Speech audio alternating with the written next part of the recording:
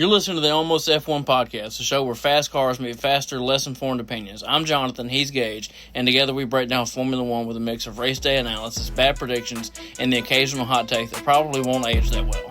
Let's fucking go.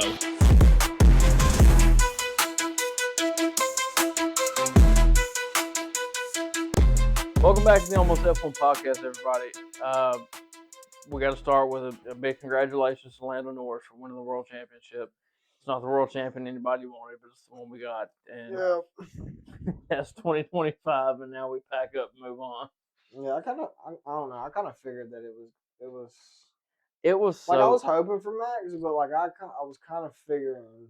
Dude, Max had like this overwhelming wave of support. Like everybody wanted him to win this year. I mean, I can't say everybody. That's a little. Yeah.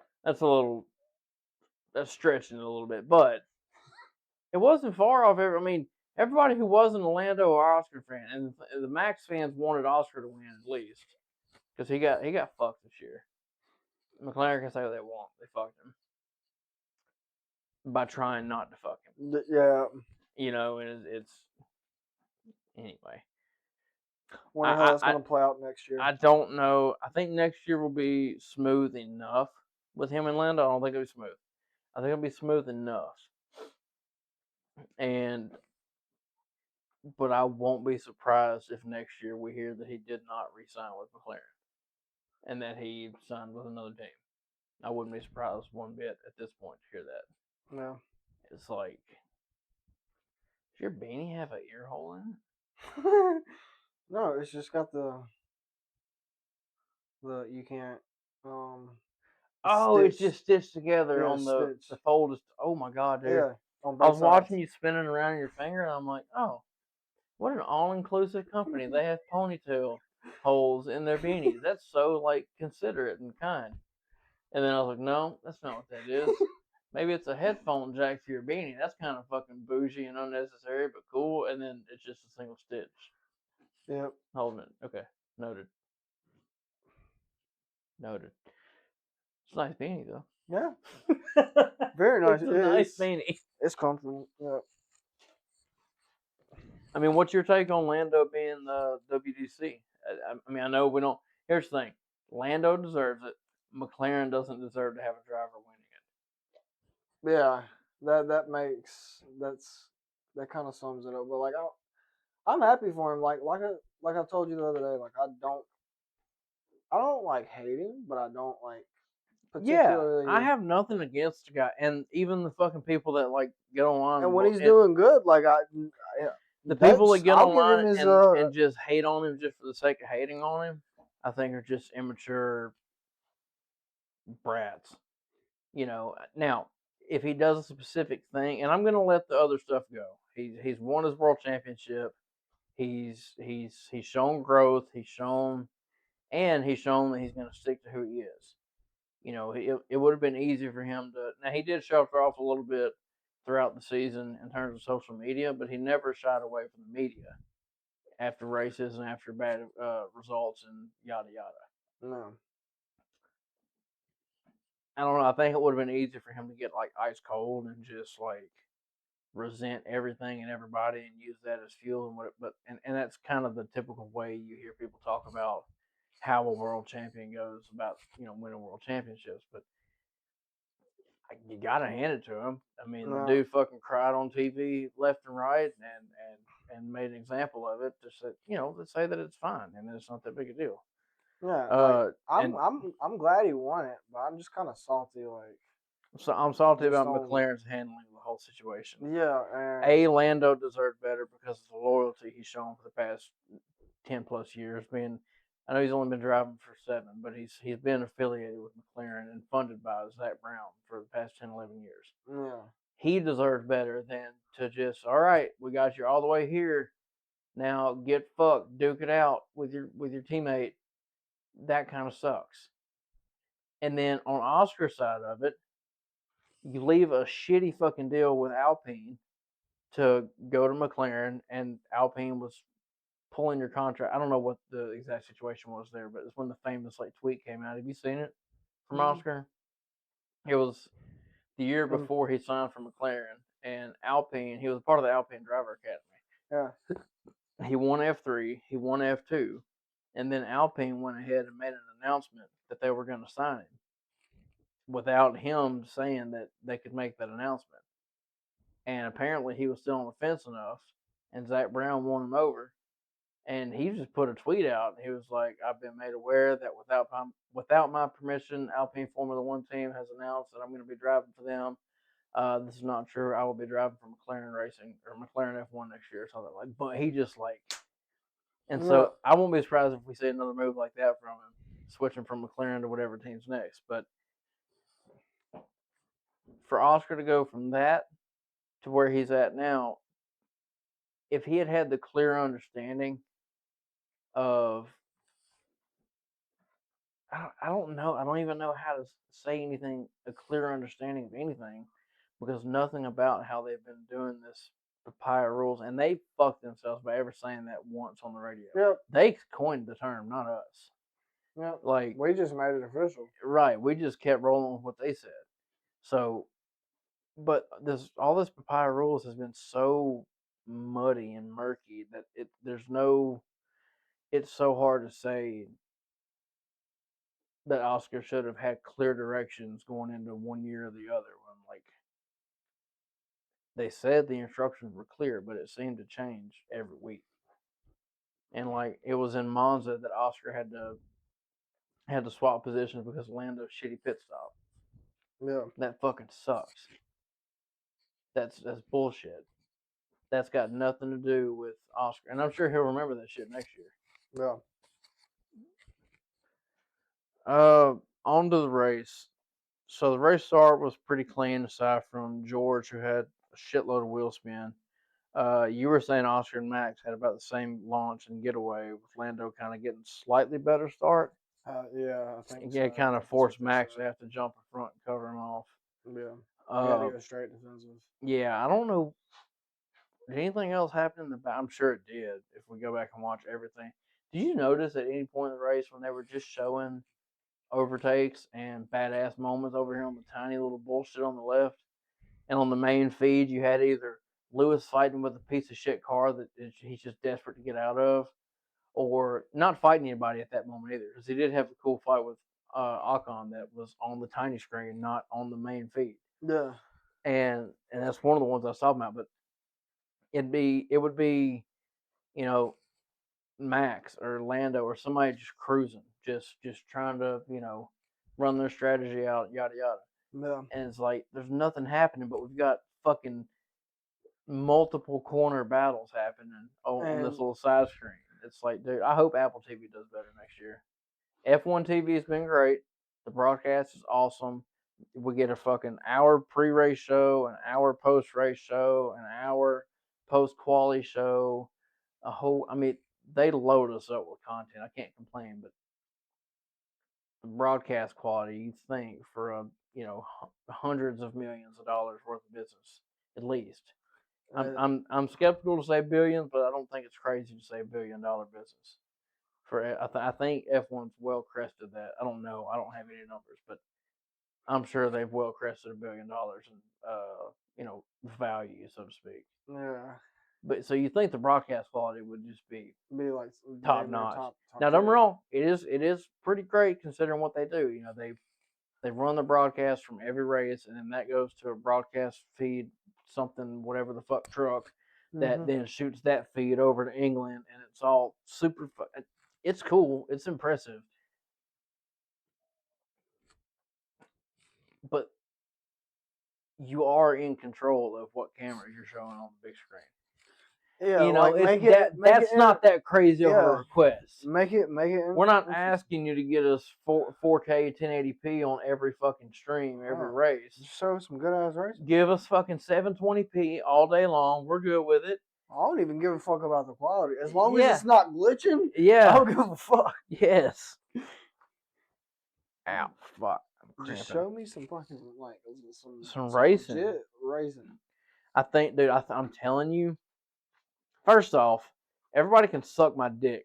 Like, y'all, everybody coming into this season was talking about how boring it was going to be because of how close the cars were together. Me and you were like, We don't know F1 enough to say whether or not it's a good thing or bad thing. We haven't watched a full season yet. At that point in time, we hadn't even watched a full season.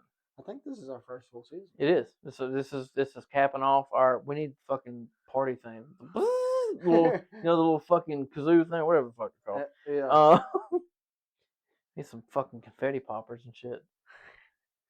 But no, so we were like, all right, we'll listen to the wider base of people and just go with it and see. No, dude, this was some of the best fucking. Some of these races were snoozers. Some of them were fucking phenomenal, dude. Yeah. And the racing hasn't been, I'll say, like fantastic because the cars are just fucking massive. They're huge. But I think next year is going to light us the fuck up. I think we got in at just the right time. To see Max's comeback this year was just something to behold. That was, and I don't think that was even him at his prime. I think he's still getting better and like learning more and like, not that there's more for him to learn, but in his mind, I'm sure there is. I'm sure he's still open to changing whatever needs to change to go faster. Yeah. Anyway, I think 2026 is going to be loaded with a lot of good races. Cars are going to be a little bit smaller. These guys are used to racing much, much bigger cars. There's going to be huge time deltas between the cars, especially at first.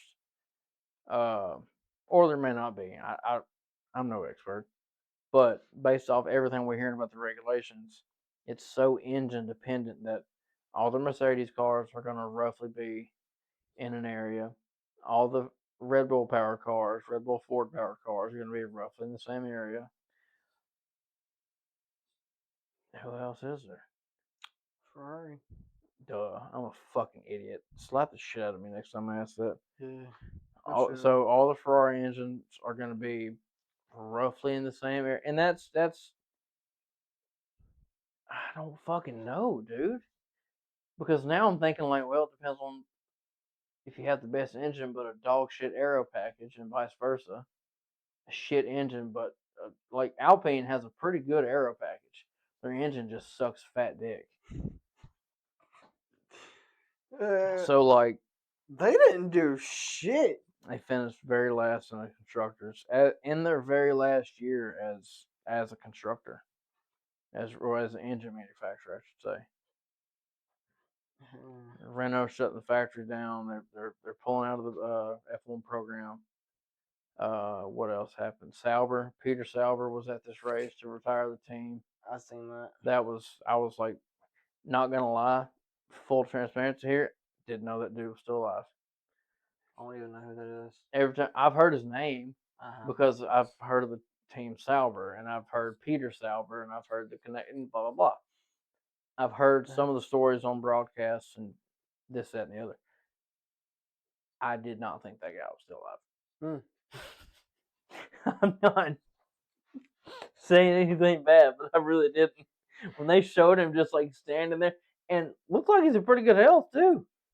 I'm like, this dude's like, in my mind, this dude was like 130. I don't know why, but this dude was like Father Time in my mind. Oh. But regardless.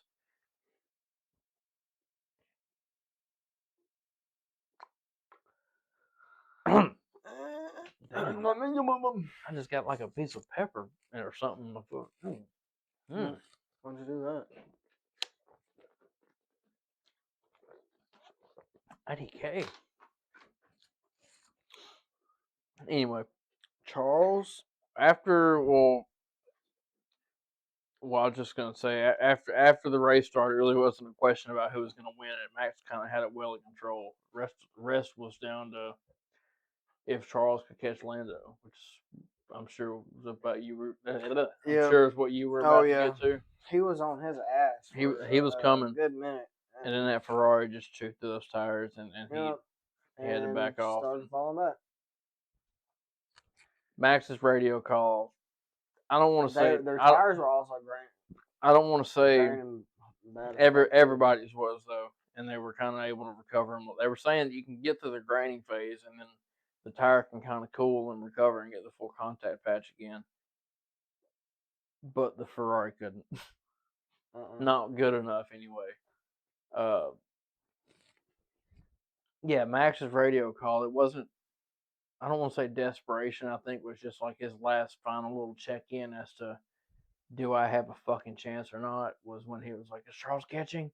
He's asking GP if Charles was catching Lando. And it was just like, fuck, dude. No. No, he's not. Sorry, buddy. Yeah. Where was Carlos at? I'm gonna cry.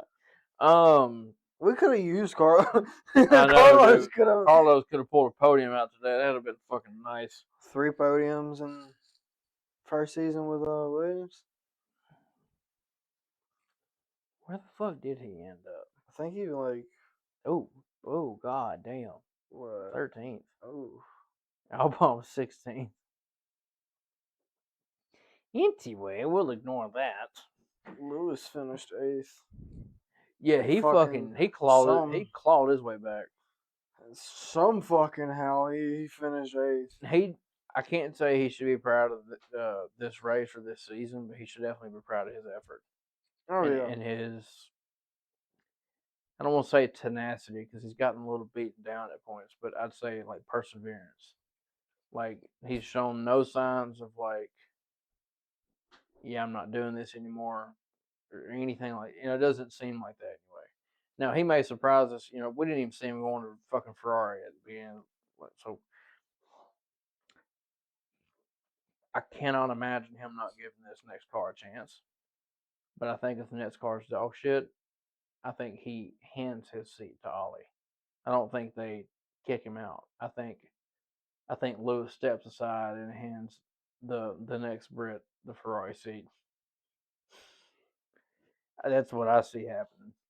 If the car now, if the car is a fucking rock star, Lewis could be here another 7 years. However long the regulations last, until he hates the car again. Because when Lewis gels with the car, no, he's good with the car. He is as unstoppable as Max. And the same with Max. It was clear to see this year in the Red Bull when he could not.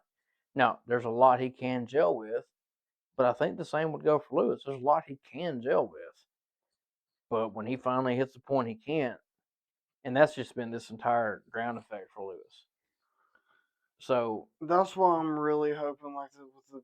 I think this next year's car is going to be really good for him. I think it's going to be much more similar to what he had success in, where the ground effect, the downforce generated from the floor wasn't nearly as critical to the car's performance. And I don't know, dude. I hate watching anybody great go out on a low. That sucks. Like even Max, when he goes out, I want it to be on his fucking terms. When he decides to retire and when he's had enough, not when he can't do it anymore. Or not when he thinks he can't do it anymore. And if Lewis starts to think he can't do it anymore, he might hang it up. Hey, bitch. Listen, Hey, watch your mouth. Watch your dirty mouth. Seriously, I mean, as dejected as he was this year, I don't think he can take another year of it. I don't think he can take 24 more races of Yeah, that. I mean, this last part of the year had him, by the end of it, just looking at reporters going, what do you want me to say? Yeah. What? I don't know. So it could really go either way with Lewis in a big direction, like in a big swing. No, it's gonna be all fucking determining on fucking Ferrari and their bullshit if they get their fucking shit figured out. I don't know if they will. I'm so, and I'm sure there's more we don't know, but there's so much mystery around that team. Like you don't know. Like Red Bull, you've seen a lot of videos in the factory, and they've done like podcasts, and Ferrari does a social media clip every now and then with their drivers, like playing video games. or doing a simulator lap or something. That's about it from Ferrari. Now their drivers do more separately outside on their own advertisement stuff. Yeah. But like Ferrari doesn't really open the doors too much. And if it ends up working, then they can say that their way works. Same way Lando gets to say that his way works for winning the world championship. You can't say it doesn't now. Yeah. And if Ferrari turns it around, going the way they're going, they get to say this is the Ferrari and it works. Now, since that's not going to happen, somebody's going to have to fucking eat some humble pie and some humble soup and a humble burger with a humble drink and listen to Lewis or Charles or lose both of them. Oh yeah. Yeah. If they don't start listening to one of their drivers, just somebody. Goddamn, listen to Yuki at this point. Pull you, Joe going to use fucking reserve driver. Listen to him for fuck's sake. Just listen to somebody. Wait, I thought he was a reserve driver for a different team. Ferrari. He still was. Oh. Yeah.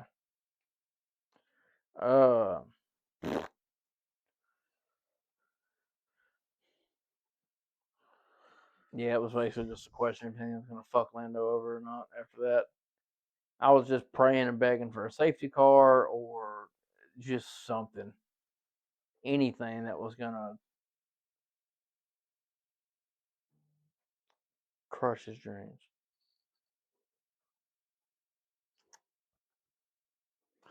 Yeah.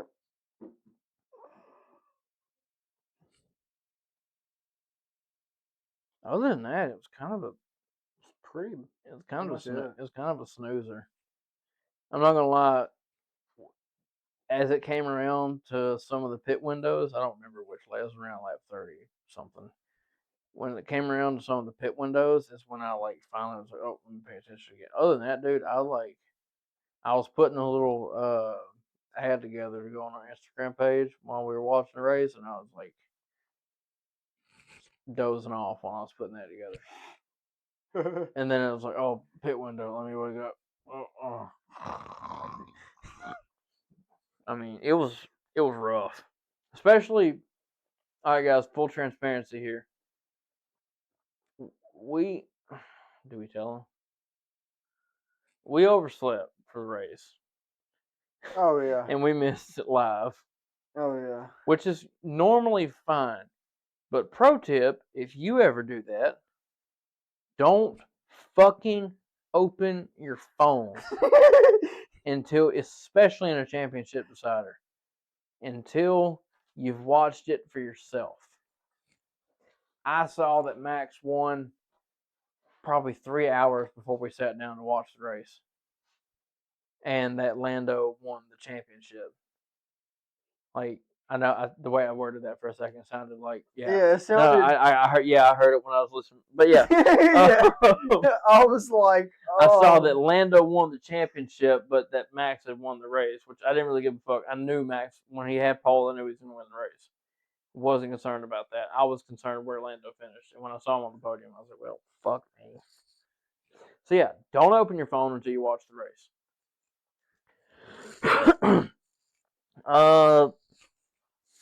I was ready to be emotional if Max won it. Let me say it like this. I'm not the kind, like Arkansas, perfect example. We're fucking losers. We suck. Yeah. We're cheeks. Yeah. We're fucking ass. Yeah. I am never gonna cry over a loss. That's bitch shit. That's not worth all that. But if we ever get to a national championship game and win, first off, I'll be at the game. Second off, I will be fucking bawling in the. What are you doing? Motherfucker making a sock puppet out of his beanie.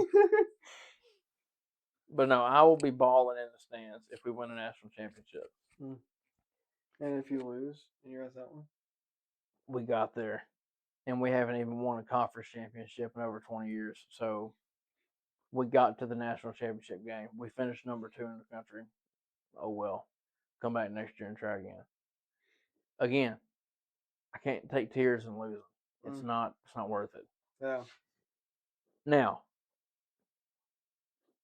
the only exception is that I got a little choked up watching GP cry. And at first, I was like, damn, this loss really affected him. Like, he really feels responsible for this. Max made some comments later in the media that GP has been, and Max said he didn't want to go say anything more, but that GP had been dealing with some other things as well throughout the year, alongside this fucking crazy championship fight that they didn't think they would have. So I think that crying on the pit wall was, you know, when sometimes you just cry because you have all this shit that needs to come out. It's not really sad. It's not really happy. It's not really anger. It's just, it's been so emotional for so long that you just need to fucking. And I think that's what it was. I think it was just him having a complete shoulders relaxed for a second for the first time in probably 9 months. Like, Yeah. shoulders relaxed, can fucking breathe, and everything he's been dealing with can kind of like fall off of him. And I saw people giving him shit online for that. I'm like, it's the same fucking Lando stands that were like, he can cry and still be world champion. Alright. Okay. There's a grown fucking man with a family and kids, and who knows what he's dealing with behind the scenes, and like, just give him give him 5 minutes to get some fucking tears on the pit wall and get himself together. If fucking 80 fucking 1,000-year-old Helmut Marko, sourpuss ass Helmut Marko, can pat him on the shoulder and give him a little shoulder squeeze, I think we can all fucking get off his dick about crying a little bit. He'll be fine. Yeah.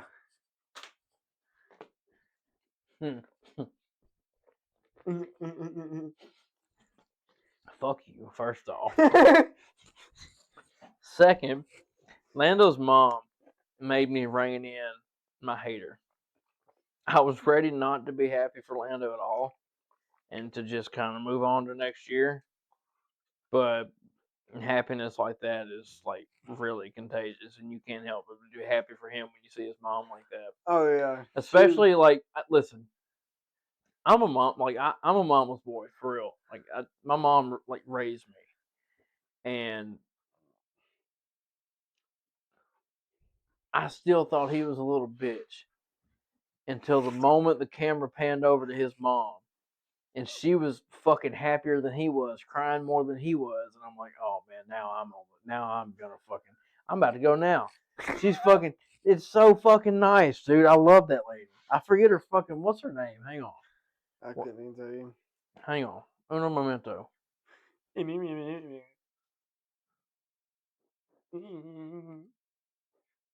one time you want autocorrect to work, it doesn't. Cisco. I think it's Cisco, the food company. It delivers all the frozen food to like schools and hospitals and shit. Oh, I know what you're talking about. Cisco. And nothing but love Cisco. Nothing but love and respect on Cisco's name. Yeah, that made me like really truly happy for him. Oddly, it's weird that camera panning to his mom was what did it, but it really did. I couldn't help it. All right, and when we come back, we will do our awards for the week.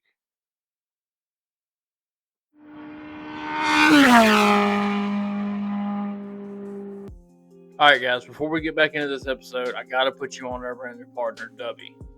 This stuff is an energy drink powder loaded with vitamins and nootropics, built for anyone who wants clean focus without the jitters or the crash. Just take one rounded scoop, because Dubby understands their consumers and knows that nobody actually does a flat scoop, we all round scoop. Toss it into 6 to 8 ounces of cold water, shake it up, and boom, you're done. You're ready to go. What makes Dubby different is they took the time to build a formula that isn't packed with fillers, maltodextrin, or any of that artificial color and nonsense. It's clean, it's simple, and it works. Each serving has about 150 milligrams of caffeine, about 2 cups of coffee, or half a cup of my coffee. But because there's no sugar and they use Neurofactor, you don't get that anxious, overcaffeinated, why am I shaking like I just hit the wall at Monaco type of feeling. Just smooth energy and dialed in focus. And here's the best part for F1 fans. This is a global sport, is it not? Well, W knows that. They ship worldwide. So whether you're staying up till 3 a.m. for Suzuka or waiting up till 5 a.m. for Melbourne, you can just keep yourself awake without feeling like death afterwards. Use code ALMOSTF1, it's all caps, to get 10% off your order at checkout. That's code ALMOSTF1 for 10% off. Go get dialed in.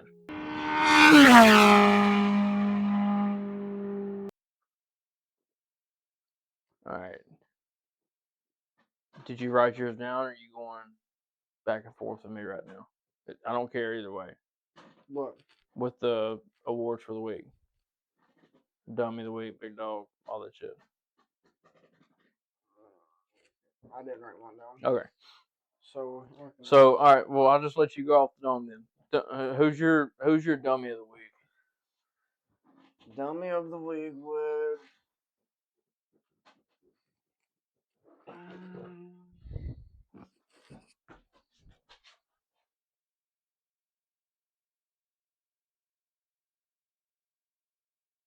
I don't think nobody really did no fuck shit. All right, big dog of the week. Big dog, I've got to give it to Oscar. Oh, Like, he for hung the pass around turn 9? Uh-huh. Yeah, that's who mine went to too. I don't think it can go to anybody else after that. That was like. Nope.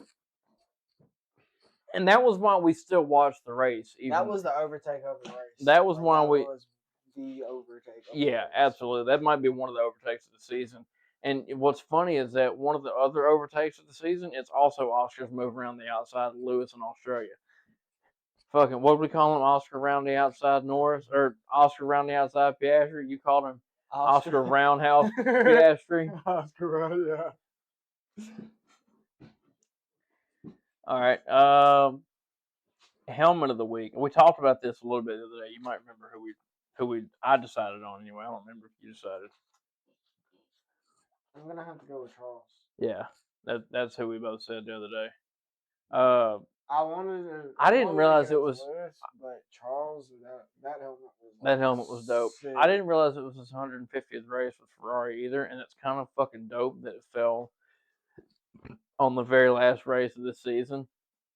I don't know. I'm not a big like numerology person. Like we're like numbers. Oh, this lines up. Not really, but I notice the pattern sometimes, and that's fucking cool. Like you can never plan that from your very first race start with Ferrari to have your 150th be at the very last. His 150th could have been Australia next year if he had started one race later, or it could have been Qatar if he started one race earlier. So like for it to fall on the final race of the year is pretty fucking dope. Yeah. And it's lucky. I don't guess lucky. He doesn't gain anything from it, but it's cool. It's a cool coincidence. Yeah. Livery of the week. McLaren had can we call that a special livery? Can we call it a special livery if you just throw some fucking fuck ass confetti looking pinstripe on the side? No. Or can we just call it like a livery accessory? Accessory, that's basically what the fuck it is. It was like it's like a sponsor, that's basically what the fuck it is. It was just a special sponsorship, yeah. Yeah, well that was it. Other than that, the car was the fucking same. I'm trying to. There wasn't one. There wasn't one. I know last week we just kind of gave it to whatever team we liked the best, but there wasn't one at all. And we can't really keep. There's only 10 teams. We can't really go. I like this one the best. Well, I like this one the best. So I guess if they don't have any special liveries, we just. You fucking missed out. It's your loss, F1 teams. Who's your dummy of the week? Y'all had a chance to be on our awards. Fucking losers. Fucking nerds. Who was your dummy? Fucking nerd! Bitch! Who was your dummy of the week?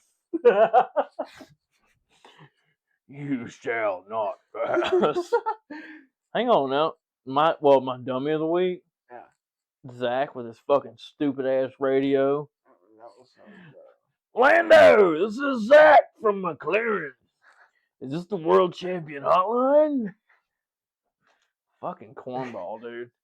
You know the little balls you would get at the fair that it was popcorn, but it was in the form of a ball. Yeah. That's Zach Brown. He is a cornball.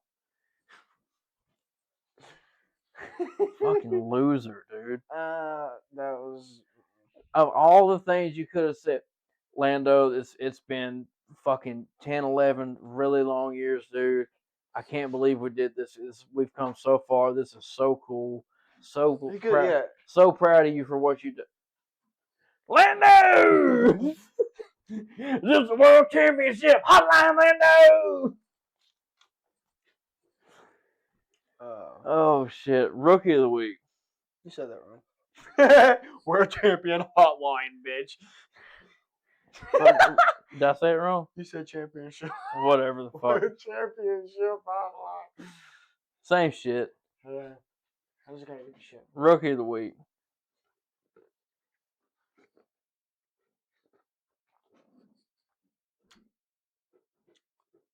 I'm telling you, dude, this last race was a fucking snoozer. I'm gonna have to go with Ollie because even though he's one of my favorite ones for the season, so maybe I'll throw it to him too. But I wrote none because none of them made it in the top 10. Wasn't a single rookie in the top 10. And we're gonna get on to our driver power rankings for the entire season in the next episode, but for this spot here, for Rookie of the Week, I'm giving it to Isaac because I think he's my number one favorite rookie. I think Ollie is a close second. Like Ollie's like within half a point of Isaac. Like it's close. But I think it's Isaac, Ollie. I'm really excited about Lindblad. I think he's gonna be good. Or really bad. But either way I'm excited about him. I don't know how I don't know a thing about him. That's what I'm saying. I couldn't tell you yet. But I err on the side of optimism when I don't know. That's not true. I'm usually pretty negative, but not with this because this isn't real life. What do you mean? This is all pretend. Oh yeah. Do you have a radio of the week? Do you have one do you remember that sticks out? We can't go with Zach's. Already said that one.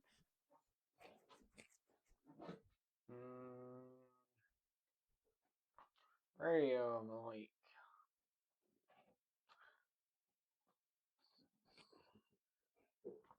Yuki. Penalty? What, bro? Or no? Penalty? Yeah. That was funny as fuck. I gave it to Max for his whole like post race message to the team and everything. We've never seen him that like, open book, open heart, just like whatever. Yuki cracked me the fuck up though. It's like, dude, come on. Dude, stop. You don't have to listen. You ain't got to lie to kick it. All right, we can all be homies here. You ain't got to lie about shit. That was funny. Hey, that was fucking millions hilarious. of people just watched what you did, Yuki. You clearly swear. Now, I even tried to. You know what's wild? I didn't even get hung up on the whole track limit situation. I did. That was. Listen, I didn't because I'm like I don't want the championship to be decided on technicality as bad as I want Max to get it. Now, rules are rules, and it's black and white. If you're outside the white lines, you're outside the white lines. I also agree with that. He was outside the white. But I'm not talking about that. That's what I'm here to debate. But I kind of want to debate it a little. Okay, but hang on. There's nothing to debate. I don't even disagree with you. You gotta have somebody disagrees with you to debate with you. I don't disagree with you. God damn it! What's blowing my mind is that the British media, not media. Let me rephrase this. The British podcast is more than just the one that me and you listen to together sometimes. The British podcasts I'm listening to are all questioning if Lando should have gotten away with that. And I'm like, that's fucking crazy. The British never question each other. They're not with this. Not with the... If anybody's listening to this that is new to the fandom and doesn't quite understand the British bias, it's real and it's intense. If you don't believe me, go to the last 3.5 minutes of the press conference. Press conference 1 after Abu Dhabi, and just listen to what Max says to the reporter. And now you're giving me a stupid grin.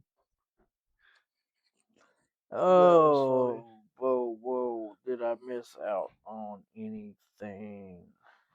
No. All right, not the last thing, second to last thing is going to be driver power rankings just for this race. I went order the podium straight up: Max, Lando, and Oscar. That's simple. Or was Oscar second? Let me not sound I dumb. think it was Max, Oscar, Lando. That's what I was going with. Oh yeah, I'm fucking dumb. Yeah, Well, I'm going Max because of,